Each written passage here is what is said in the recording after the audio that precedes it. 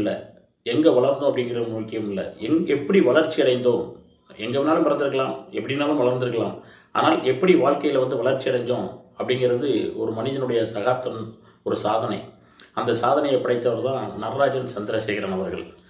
இப்போ சுந்தர் பிச்சை பற்றி எல்லாருக்குமே நம்மளுக்கு தெரியும். ஏன்னா கூகுளினுடைய தலைமையில் இருக்கிறதுனால எல்லாருக்குமே நம்ம அவரை தெரிஞ்சிருப்போம்.